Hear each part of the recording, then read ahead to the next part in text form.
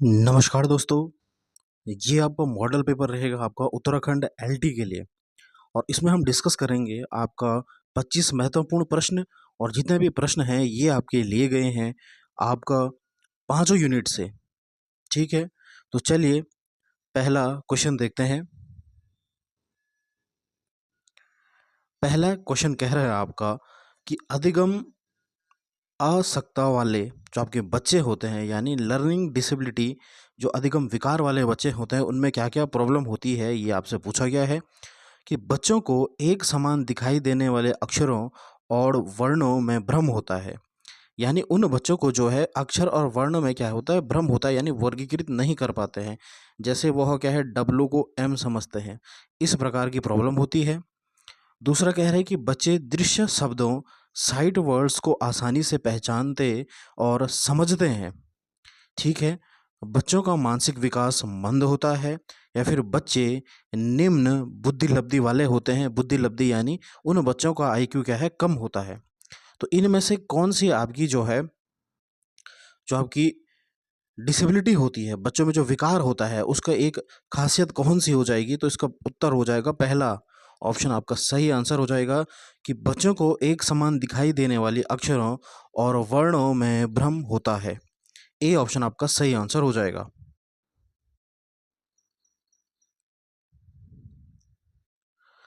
अगला प्रश्न है,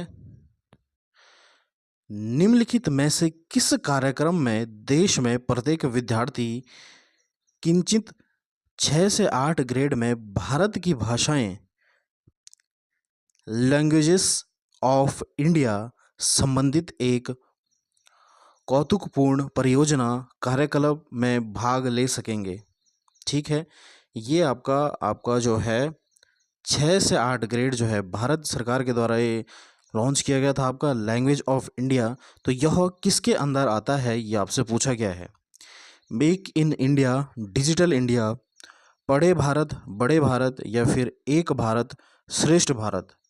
तो यह आएगा आपका एक भारत श्रेष्ठ भारत के अंदर। अगला प्रश्न देखते हैं आपका तीसरा प्रश्न आपका। आपका तीसरा प्रश्न है कि मैस्लो के अभिप्रेरणा सिद्धांत को कहा जाता है आवश्यकता का सिद्धांत, शारीरिक सिद्धांत, दृढ़ इच्छा शक्ति का सिद्धांत, या फिर अंतर्नोद का सिद्धांत? तो इसका जो आपको मैस्लो का जो सिद्धांत होता है, वह क्या सिद्धांत दिया था मैस्लो ने? तो मैस्लो ने दिया था आपका अभिप्रेरणा का सिद्धांत। ठीक है, तो इसका सही आंसर हो जाएगा, और उसे हम क्या बोलते हैं, आपका आवश्यकता का सिद्धांत भी इसे कहा जाता है। ठीक है, आपको याद रखना है मैस्लो ने जो था आपका अभिप्रेरणा का सिद्धांत दिया था, और इसको अन्य नाम से जाना जाता है आपका आवश्यकता का सिद्धांत। यानी ए ऑप्शन आपका सही आंसर हो जाएगा। और इसके लिए मैस्लो ने क्या है, एक ट्राइंगल दिया था जिसमें उन्होंने क्या है, इसको 5 भागों में बांटा था। ठीक है, और सबसे पहला चरण आपका हो जाएगा आपकी जो शारीरिक, पहला हो जाएगा आपका शारीरिक। ठीक है, दूसरा हो जाएगा आपकी सुरक्षा, सुरक्षा। तीसरा हो जाएगा आपका सामाजिक आवश्यकता। चौथा हो जाएगा आपका सम्मान। और अंतिम हो जाएगा आपका आत्म अनुभूति, आत्मा अनुभूति। ठीक है, ये आपका मैस्लो ने कहा था कि आपका जो इंसान होता है उसे क्या होता है, 5 आवश्यकता होती है। सबसे पहले क्या है, उसकी शारीरिक आवश्यकता होती है। फिर क्या होती है उसकी, उसको चाहिए सुरक्षा, उसको सुरक्षा चाहिए। फिर सुरक्षा मिलने के बाद क्या है, उसकी क्या वह डिमांड होती है, वह होती है सामाजिक, यानी वह समाज में किस प्रकार रहता है। और चौथी होती है उसको सम्मान भी चाहिए समाज में। और अंतिम होता है आपकी जो आत्म अनुभूति होती है उसको। ठीक है, तो ये 5 आपको लर्न करने हैं, और ये आपका जो है ऑर्डर भी पूछा जा सकता है इसका, पहला, दूसरा, तीसरा, चौथा। तो पहला है शारीरिक, दूसरा है आपका सुरक्षा, तीसरा है आपका सामाजिक, चौथा है आपका सम्मान, और पांचवा है आपका आत्म अनुभूति। ठीक है, तो आपका जो है मैस्लो का अभिप्रेरणा का सिद्धांत जो है वह आपका 5 भागों में विभाजित है। अगला प्रश्न देखते हैं अब हम। नीचे दिए गए कथन हैं, आपको कथन के प्रश्न पूछे जाते हैं जैसे आपके सीरियल में पूछे जाते हैं। कथन एक कह रहा है कि शिक्षण के परगामी जो आपका प्रगतिशील दृष्टिकोण का एक मूलभूत सिद्धांत है कि शिक्षा केवल आजीविका की तैयारी नहीं अपितु यह अपने आप में संपूर्ण जीवन होना चाहिए। ठीक है, यानी प्रगतिशील कक्षा कहती है कि जो शिक्षा होती है वह न केवल आपकी जो है मूलभूत सिद्धांत है, केवल आपकी जो आजीविका के लिए नहीं है बल्कि आपकी संपूर्ण जीवन के लिए होनी चाहिए। ठीक है, कथन दूसरा कह रहा है कि शिक्षा के पुनर्निर्माणवादी विचारधारा के अनुसार नई सामाजिक व्यवस्था निश्चित रूप से प्रजातांत्रिक होनी चाहिए। ठीक है, कि शिक्षा के पुनर्निर्माणवादी विचारधारा के अनुसार जो आपकी नई सामाजिक व्यवस्था निश्चित रूप से प्रजातांत्रिक होनी चाहिए, यानी प्रजा के हाथ में होनी चाहिए। तो कथन आपका जो पहला है वह आपका सत्य है। ठीक है, कि शिक्षण के जो आपके प्रगतिशील दृष्टिकोण होता है उसमें क्या होता है, बच्चे को केवल आजीविका के लिए तैयार करना नहीं होता है बल्कि संपूर्ण जीवन के लिए तैयार होना चाहिए। तो कथन पहला तो आपका सही है, दूसरा कथन भी आपका सही है। ठीक है, यानी आपका जो है ए ऑप्शन यहाँ पे सही आंसर हो जाएगा। कथन पहला और कथन दूसरा दोनों आपका क्या है, सत्य है। अगला प्रश्न आपका, निम्नलिखित कथन को सावधानीपूर्वक पढ़िए और सही विकल्प का चयन कीजिए। बुद्धि को उद्देश्य की प्राप्ति होती है जब यह समझती है कि आत्मा में अनुभव करने की इच्छा होती है और चूंकि इसमें वह अनुभूति होती है। ज्ञानेंद्रियों को भी उद्देश्य की प्राप्ति होती है। यह सही नहीं है क्योंकि वे अचेतन होती है। बुद्धि अचेतन होती है और ज्ञानेंद्रियां भी यदि वे उद्देश्य का अनुभव नहीं करती हैं, वस्तुओं के आकार में उनके रूपांतर पर कैसे निर्णय किया जा सकता है। उपयुक्त कथन में किसकी आलोचना है। ठीक है, ये आपसे प्रश्न पूछा गया है, आपको एक पैराग्राफ दिया हुआ है, इस प्रकार के प्रश्न भी आपके पूछे जा सकते हैं। तो किसकी आलोचना की गई है ये आपसे पूछा गया है। संख्या दर्शन द्वारा अद्वैत की, विशिष्ट द्वैत द्वारा अद्वैत की, संख्या दर्शन द्वारा न्याय की, या फिर न्याय दर्शन द्वारा संख्या की। तो इसका सही उत्तर क्या हो जाएगा आपका, इसका सही उत्तर हो जाएगा आपका यहाँ पे हो जाएगा आपका डी हो जाएगा इसका, न्याय दर्शन द्वारा संख्या की। अगला प्रश्न आपका, अरस्तु द्वारा दी गई रूप की अवधारणा के आलोक में निम्नलिखित में से कौन सा कथन सही है। रूप के बारे में आपका अरस्तु ने क्या कहा था ये आपसे पूछा गया है। आकार या फिर रूप एक ही बात होती है कि रूप किसी वस्तु का सार्वभौमिक पक्ष है। रूप का जगत भिन्न होता है। ईश्वर शुद्ध रूप है, केवल एक ईश्वर है। तो अरस्तु के अनुसार क्या हो जाएगा, ये आपसे पूछा गया है कि रूप किसी वस्तु का सार्वभौमिक पक्ष है। बिल्कुल सही, पहला सही कह रहा है। रूप का जगत भिन्न होता है, नहीं, ये आपका गलत हो जाएगा। तीसरा कह रहा है कि ईश्वर शुद्ध रूप है, बिल्कुल सही है आपका। केवल एक ईश्वर है ऐसा नहीं है, अरस्तु ने ऐसा नहीं कहा था कि केवल एक ईश्वर है। तो आपका यहाँ पे जो आपका हो जाएगा ए और सी आपका सही आंसर हो जाएगा। ये रूप किसी वस्तु का सार्वभौमिक पक्ष है, बिल्कुल सही, और ईश्वर शुद्ध रूप से है, ये दो आपके अरस्तु ने कहे थे। तो यानी आपका ए और सी यानी ऑप्शन तीसरा आपका सही आंसर हो जाएगा। चलिए अगला प्रश्न देखते हैं हम। अध्यापक का अधिक संबंध ज्ञान दर्शन से है क्योंकि उसका उद्देश्य है मूल्यों का विकास, सत्य का विकास, ज्ञान का विकास, या फिर कौशल का विकास।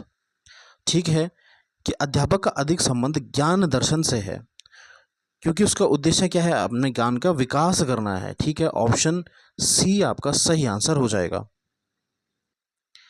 अगला प्रश्न देखते हैं अब हम। संस्कृति संक्रमण एक प्रक्रिया है जिसमें राष्ट्र की संस्कृति पर विकसित गुणों का प्रभाव पड़ता है। राष्ट्रीय संस्कृति के विकास के लिए नवीनीकरण में ग्रहण करने की आवश्यकता है। देश की सांस्कृतिक अनिवार्यताओं से प्रभावित होना, परंपरा के विरोध में आधुनिक रुझानों का संस्कृति में अनुकरण करना। ठीक है, संस्कृति संक्रमण क्या होता है ये आपसे पूछा गया है। तो इसका सही आंसर क्या हो जाएगा आपका, कि दूसरी संस्कृति समूह के कुछ एक सांस्कृतिक तत्वों में स्थान, ठीक है, यानी देश की सांस्कृतिक अनिवार्यता को प्रभावित, ये हो जाएगा सी ऑप्शन हो जाएगा आपका कि सांस्कृतिक संक्रमण एक प्रक्रिया है जिसमें देश की सांस्कृतिक अनिवार्यता जो होती है वह क्या होती है, प्रभावित होती हैं, यानी सी ऑप्शन आपका सही उत्तर हो जाएगा यहाँ पे। अगला प्रश्न है आपका, निम्नलिखित में से कौन सा विकास का सिद्धांत नहीं है, यानी आपको गलत ढूंढना है। विकास तुलनात्मक रूप से क्रमिक होता है, यानी क्वांटिटी से आपका तुलनात्मक रूप से आपका क्रमिक होता है, बिल्कुल सही। विकास समय के साथ धीरे धीरे घटित होता है, कि विकास क्या होता है, समय के साथ साथ धीरे धीरे घटित होता है। विकास की सटीक गति एवं प्रकृति जन्म के समय ही निर्धारित होती है। व्यक्ति अलग अलग गति से विकास करते हैं। यहाँ पे पूछा गया निम्नलिखित में से कौन सा विकास का सिद्धांत नहीं है, ठीक है, यानी गलत ढूंढना हमको। विकास की प्रक्रिया जो होती है वह क्या है, ये भी आपका सही हो जाएगा कि विकास समय के साथ धीरे धीरे घटित होता है। विकास की सटीक गति एवं प्रकृति जन्म के समय ही निर्धारित हो, ये गलत हो जाएगा कि जो विकास की जो गति होती है वह क्या होती है कि जन्म के समय निर्धारित होती है, नहीं, ये तो गलत हो जाएगा। व्यक्ति अलग अलग गति से विकास, बिल्कुल सही। सब में क्या है, व्यक्तिगत भिन्नताएं होती हैं, तो हर व्यक्ति क्या है, अलग अलग प्रकार से आपका विकास होता है। तो इसका कौन सा ऑप्शन आपका पूछा गया है, तो आपका सी ऑप्शन यहाँ पे सही आंसर हो जाएगा। सी हो जाएगा कि विकास की सटीक गति एवं प्रकृति जन्म के साथ ही निर्धारित होती है, ये आपका क्या हो जाएगा, गलत हो जाएगा, ठीक है। सी ऑप्शन आपका सही आंसर हो जाएगा यहाँ पे। अगला प्रश्न देखते हैं अब हम, निम्नलिखित में से कौन सा कारक कक्षा में सार्थक अधिगम का पक्ष लेता है, ठीक है। बच्चों को पढ़ने के लिए अभिप्रेरित करने हेतु पुरस्कारों को बढ़ावा देना, कि आप बच्चों को क्या है, पुरस्कार दे रहे हो, तो ये तो आपका गलत हो जाएगा। निर्देश के लिए केवल व्याख्यान विधि को अपनाना, केवल भी आ गया आपका और व्याख्यान विधि भी आपका, दोनों क्या हो जाता है, गलत हो जाता है। विषय वस्तु द्वारा बच्चों के संपूर्ण कुशलक्षेम एवं अधिगम के प्रति सच्चा सरोकार रखना, ठीक है, ये आपका सही लग रहा है। बच्चों को पढ़ने सीखने के लिए अभिप्रेरित करने हेतु परीक्षणों की संख्या को बढ़ाने, टेस्ट बढ़ा रहे हो, ये भी गलत हो जाएगा। सी ऑप्शन आपका सही आंसर हो जाएगा कि विषय वस्तु तथा बच्चों के संपूर्ण कुशल क्षेत्र एवं अधिगम के प्रति सच्चा सरोकार रखना आपका सही आंसर हो जाएगा। बुद्धि लब्धि जो आपका आईक्यू होता है, बुद्धि लब्धि यानी आईक्यू का आपको फॉर्मूला पूछा गया है। तो आईक्यू क्या होता है आपका, आईक्यू होता है आपका मेंटल एज यानी मानसिक आयु अपॉन क्रोनिकल एज यानी शारीरिक आयु बट गुणा गया 100, ठीक है, ये आपका आईक्यू होता है, यानी मानसिक आयु भाग करके आपका शारीरिक आयु और गुणा 100, ठीक है। डी ऑप्शन आपका यहाँ पे इसका सही आंसर आपका हो जाएगा डी।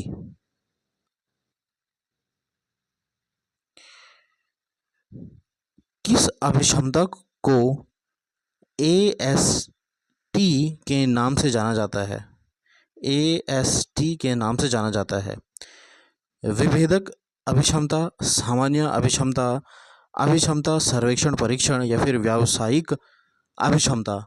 यहाँ पे पूछा गया है कि AST को किस नाम से जाना जाता है, तो ये हो जाएगा आपका सी ऑप्शन आपका सही आंसर हो जाएगा।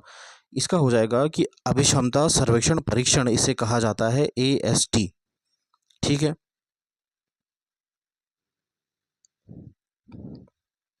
अगला प्रश्न आपका, बहुसंवेदी शिक्षण अधिगम की प्रवृत्ति में अधिगम संवर्धन हेतु दृश्य श्रव्य स्पर्श और डैश संवेदनाओं का एक साथ प्रयोग किया गया है, ठीक है। गतिबोधक, कर्णकोटर, प्रत्यक्षीकरण या फिर अवलोकन करना। तो इसका सही आंसर क्या हो जाएगा आपका, गतिबोधक होना चाहिए, बिल्कुल गतिबोधक तो होना चाहिए। कर्णकोटर गलत हो जाएगा, प्रत्यक्षीकरण गलत और अवलोकन भी गलत होता है, तो गतिबोधक आपका सही उत्तर हो जाएगा यहाँ पे।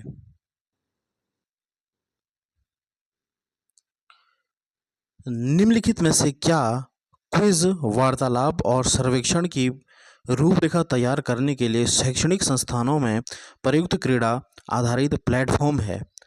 क्लासक्राफ्ट, पैडलेट, गूगल क्लासरूम या फिर काहूट? तो इसका सही आंसर क्या हो जाएगा आपका? यहाँ पे पूछा गया है क्विज और वार्तालाप करने के लिए आपकी जो कक्षा में जो यूज़ होता है वह होता है आपका काहूट। डी ऑप्शन आपका सही आंसर हो जाएगा। आप गूगल क्लासरूम मत करना, क्योंकि यहाँ पे पूछा गया आपका क्विज के लिए। ठीक है। और इसका जो आपका लॉन्च किया गया था, यानी ये एक ब्राउज़र के माध्यम से ये लॉन्च किया गया था आपका जो है 2013 में। ये भी आपको ध्यान में रखना, जो आपका काउट होता है आपका क्विज के लिए यूज़ होता है। ये आपके आईसीटी के प्रश्न में आएगा। आपका जो आपका यूनिट जो आपकी थर्ड होती है आईसीटी, उसमें आपका ये प्रश्न आ सकता है। निम्नलिखित में से कौन सा सिस्टम सॉफ्टवेयर नहीं है? कंपाइलर, बिल्कुल सही, कंपाइलर है आपका। ऑपरेटिंग सिस्टम तो है आपका सिस्टम सॉफ्टवेयर। एप्लीकेशन सॉफ्टवेयर नहीं। एप्लीकेशन सॉफ्टवेयर जो होता है ये आपका क्या है, एक प्रोग्राम है आपका, प्रोग्राम सॉफ्टवेयर है। ठीक है, सिस्टम सॉफ्टवेयर नहीं है आपका, प्रोग्राम सॉफ्टवेयर है। एडिटर जो है ये भी आपका क्या है, सिस्टम सॉफ्टवेयर है। तो आपका सी ऑप्शन यहाँ पे आपका सही आंसर हो जाएगा। एप्लीकेशन सॉफ्टवेयर आपका प्रोग्राम सॉफ्टवेयर है। निम्नलिखित में से कौन कौन वीडियो कॉन्फ्रेंसिंग उपकरण है? ठीक है, ये आपका आईसीटी से प्रश्न है। कौन कौन आपका जो है वीडियो कॉन्फ्रेंसिंग का उपकरण है, आपसे पूछा गया है। स्काइप, स्काइप से आप वीडियो कॉन्फ्रेंसिंग कर सकते हो, बिल्कुल आपका पुराना है आपका स्काइप। पिक्टोचार्ट नहीं, ये आपका गलत हो जाएगा। नीली ब्लू जीन्स बैठकें, ठीक है। जेवर नहीं। और माइंड मिनिस्टर, जो आपका माइंड मिनिस्टर होता है ये आपका जो हो जाएगा यहाँ पे जेवर जो है, जेवर होता है आपका, ये आपका यहाँ पे जेवर होता है, माइंड मिनिस्टर नहीं होता है, यानी ये गलत हो जाएगा। स्काइप होता है, नीली ब्लू जीन्स बैठके होता है, और जेवर होता है आपका, ठीक है, जो आपकी जो है ऑनलाइन कॉन्फ्रेंसिंग के लिए यूज़ होते हैं। तो वो हो जाएगा ए, सी और डी, यानी सी ऑप्शन आपका सही आंसर हो जाएगा। इसमें थोड़ा हार्ड प्रश्न है आपके ये, ठीक है। शिक्षा को सबसे कम प्रतिबंधित विद्यालय वातावरण में रखने के माध्यम से विद्यालय क्या होता है, आपसे पूछा गया है। लड़कियों और अलाभाविन वर्गों के लिए शैक्षिक अवसर को समान करता है, वंचित वर्गों के बच्चों के जीवन को सामान्य करता है, जो इन बच्चों के समुदायों और अभिभावकों के साथ विद्यालय के संबंध को बढ़ा रहे हैं। विज्ञान मेला और प्रश्नोत्तरी जैसी गतिविधियों में अलाभावित वर्गों के बच्चों को भागीदारी बनाता है, दूसरे बच्चों को संवेदनशील बनाता है कि वे अलाभाविन बच्चों को दबाएं नहीं और उन्हें नीचा ना दिखाएं। ठीक है, आपसे पूछा गया जो कमज़ोर वर्ग के बच्चे होते हैं उनके साथ आपको क्या करना चाहिए, आपसे पूछा गया है। ठीक है, तो इसका सही उत्तर क्या हो जाएगा कि दूसरे बच्चे को संवेदनशील बनाना है कि वे अलाभवंतित बच्चों को दबाए नहीं और उन्हें नीचा ना दिखाए। डी ऑप्शन आपका सही ऑप्शन हो जाएगा यहाँ पे। अगला देखते हैं अब हम, इनमें से कौन सी अधिगम अशक्तता वाले बच्चों की एक विशेषता है? ठीक है, 50 से नीचे आईक्यू यानी बुद्धि लब्धि, धारा प्रभाव रूप से पढ़ने तथा शब्दों पर पलटकर जानने में कठिनाई, अन्य बच्चों को धमकाना तथा आक्रामक कार्यों में लगे रहना, एक ही प्रकार की गत्यात्मक क्रिया को बार बार दोहराना। तो इनमें से कौन सा अधिगम जो अक्षमता वाले बच्चे होते हैं उनकी क्या आपकी जो है विशेषता होगी, इनमें से पूछा गया है। तो इसका बी ऑप्शन आपका सही आंसर हो जाएगा, यानी धारा प्रवाह रूप से पढ़ना तथा शब्दों पर पलटकर जानने में कठिनाई होना। बी ऑप्शन आपका सही आंसर हो जाएगा। अगला आपका, डैश के मामले में शरीर के 4 अंग प्रभावित होते हैं, ट्राईप्लेगिया, बाईप्लेगिया, क्वाड्रीप्लेगिया या फिर हेमीप्लेगिया। ठीक है, तो ये हो जाएगा आपका क्वाड्रिप्लेगिया, जिसमें शरीर के जो होते हैं 4 अंग प्रभावित होते हैं। ठीक है, और जो आपका यहाँ पे होता है आपका, इसे हम क्या है आपका टेट्राप्लेगिया के नाम से भी जानते हैं। ठीक है, इसमें आपकी जो रीढ़ की हड्डी होती है, जो आपका C1 और C7 के बीच जो आपका प्रभावित होता है। ठीक है, और इसमें क्या है मस्तिष्क और अंगों जो होता है वो भी आपको प्रभावित होता है। ये आपको याद रखना है, ये आपका नई अक्षमता आई है। ठीक है, क्वाड्रिप्लेगिया इसे हम कहते हैं, जिसमें आपके शरीर के जो है 4 अंग प्रभावित होते हैं। नीचे दिए गए कथन है आपका, राष्ट्रीय शिक्षा नीति 2020 के अनुसार वर्तमान समय में भारत में शोध और नवाचार में निवेश GDP के 1% से भी कम है। और दूसरा कह रहा है कि राष्ट्रीय शिक्षा नीति 2020 शिक्षकों के लिए जो आपका राष्ट्रीय पाठ्यचर्या रूपरेखा की स्थापना की सिफारिश करती है।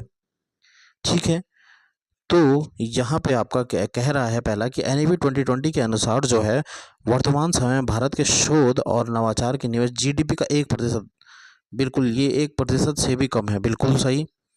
राष्ट्रीय शिक्षा नीति 2020 शिक्षकों के लिए राष्ट्रीय पाठ्यचर्या रूपरेखा की स्थापना की सिफारिश करती है, बिल्कुल दोनों ऑप्शन आपके सही आंसर हो जाएगा यहाँ पे। निम्नलिखित में से UGC के संवैधानिक कार्य क्या है? जो आपका यूनिवर्सिटी ग्रांट कमीशन होता है, जो कब आया था आपका UGC ये आया था 1953 में, लेकिन इसने अपना जो आपका काम शुरू करा ये करा आपका 1956 में। ठीक है, जो आपका UGC है, तो इसमें पूछा गया आपका कि विश्वविद्यालयों में शिक्षक संकाय की नियुक्ति करना, विश्वविद्यालय में परीक्षा आयोजन को नियंत्रित करना, विश्वविद्यालय में शिक्षण और शोध के स्तर का निर्धारण करना और उसे बनाए रखना, या फिर विश्वविद्यालय पाठ्यक्रम के लिए पाठ्य चर्चा का निर्माण करवाना। आपका UGC का कार्य क्या हो जाएगा? तो ये हो जाएगा, इसका सही आंसर हो जाएगा आपका ऑप्शन C आपका सही हो जाएगा कि विश्वविद्यालय में शिक्षण और शोध के स्तर का निर्धारण करना और उसे बनाए रखना आपका UGC का कार्य होता है।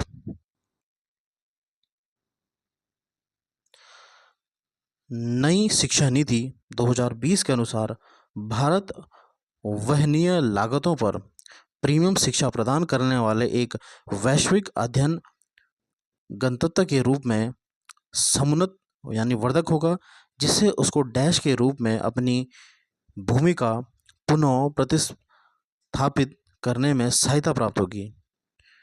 आर्थिक शक्ति, ज्ञान आधारित अर्थव्यवस्था, विश्व गुरु या फिर शिक्षा गुरु।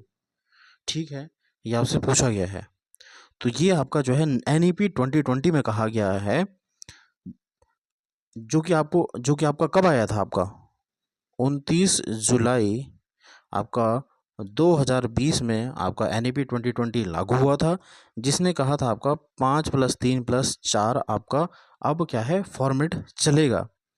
तो ये कह रहा है कि जो आपका भारत जो है वह क्या हो जाएगा, विश्व गुरु बन जाएगा। C ऑप्शन आपका सही आंसर हो जाएगा। समग्र शिक्षा से अभिप्राय है निर्योग्य विद्यार्थियों के लिए विशेष शिक्षण, सर्व शिक्षा अभियान, निर्योग्य तथा सामान्य विद्यार्थियों के लिए समान शिक्षा के अवसर, या फिर विशेष स्कूलों में विशेष शिक्षा। तो आपका समग्र शिक्षा अभियान किससे जुड़ा है आपका? ठीक है, तो ये हो जाएगा आपका C ऑप्शन यहाँ सही हो जाएगा आपका। निर्योग्य तथा सामान्य विद्यार्थियों के लिए समान शिक्षा के अवसर प्रदान करना आपका समग्र शिक्षा का अभिप्राय होता है। निम्नलिखित में से किसकी सिफारिश के परिणाम स्वरूप डाइट की स्थापना की गई? ठीक है, तो डाइट की स्थापना आपकी की गई आपका जो ये आपका जब आपके जो प्रधानमंत्री थे आपके कौन, राजीव गांधी, उस समय की जो शिक्षा नीति थी 86 की शिक्षा नीति। D ऑप्शन आपका सही आंसर हो जाएगा, जिसने आपका क्या है डाइट की सिफारिश की गई थी आपकी।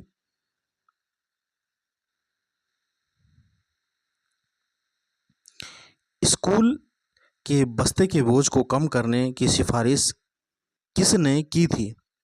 ठीक है, ये आपका जो है 25वां प्रश्न है, लास्ट प्रश्न है कि स्कूल के बस्ते के बोझ को कम करने की सिफारिश किसने की थी? यशपाल समिति ने, राष्ट्रीय महिला आयोग ने, राममूर्ति समिति ने, या फिर राष्ट्रीय शिक्षा नीति 1986 ने? तो इसका सही आंसर क्या हो जाएगा आपका? ये हो जाएगा आपका प्रोफेसर जो आपके यशपाल कमेटी थी, उसने बोला था कि हमें क्या है, जो आपका बच्चे का जो किताबें होती, जो बोझ होता है, उसे कम करना है। ठीक है, तो ये यशपाल समिति कब आई थी आपकी? ये आई थी आपकी 1992 में आपकी जो है यशपाल समिति का गठन हुआ था, और इसके जो अध्यक्ष थे वो थे आपका प्रोफेसर यशपाल। ठीक है, इसमें जो आपके देश के जो है 8 शिक्षाविद शामिल थे, ये भी आपको याद रखना है। इसमें आपके देश के कितने आपके शिक्षाविद शामिल थे? 8 शिक्षाविद शामिल थे। ठीक है, और इस जो आपकी शिक्षा जो आपकी कमेटी थी, ये इसलिए गठन हुई थी कि आपका जो है, जो बच्चों का जो किताबी बोझ है उसे क्या है, कम करना है, और एक गुणवत्ता शिक्षा में सुधार लाना है आपका। और फिर इसका जो है आपका, इस समिति ने अपनी जो रिपोर्ट जो सौंपनी जो 15 जुलाई 1993, ये भी आपको याद रखना है, 15 जुलाई 1993 ने इसने अपनी रिपोर्ट सौंपी थी कि बच्चों के लिए स्कूली बस्ते के बोझ को ज़्यादा ना किया जाए। और इसके लिए इसने कहा था कि जो आपका प्राथमिक कक्षाओं में जो बच्चे होते हैं, उनके लिए जो बस्ते का बोझ होगा वह क्या होना चाहिए, 4 किलो के लगभग होना चाहिए। ये भी आपको याद रखना है कि आपका यशपाल जो समिति है, उसने जो स्कूल के बोझ को, जो स्कूल का बस्ता होता है उसके बोझ को कम करने के लिए कमेटी बनाई थी 1992 में। 15 जुलाई 1993 में इसने अपनी रिपोर्ट सबमिट करी। 8 इसमें शिक्षाविद शामिल थे, और इस रिपोर्ट ने कहा कि बच्चों का जो बैग होगा, जो बस्ता होगा, उससे क्या है, 4 केजी से ज़्यादा बोझ नहीं होना चाहिए, जो आपके प्राथमिक स्तर पर बच्चों का बैग होता है, बस्ता होता है। ठीक है, तो बच्चों कैसे लगी आपको ये क्लास? अगर आपको पसंद आ रहा है तो लाइक करें, कमेंट करें, शेयर करें, और सब्सक्राइब ज़रूर करें चैनल को। ऐसे ही मॉडल पेपर आपको मिलते रहेंगे इस चैनल पे फ्री कॉस्ट। लेकिन आपसे रिक्वेस्ट है कि ज़्यादा से ज़्यादा शेयर ज़रूर करें। धन्यवाद।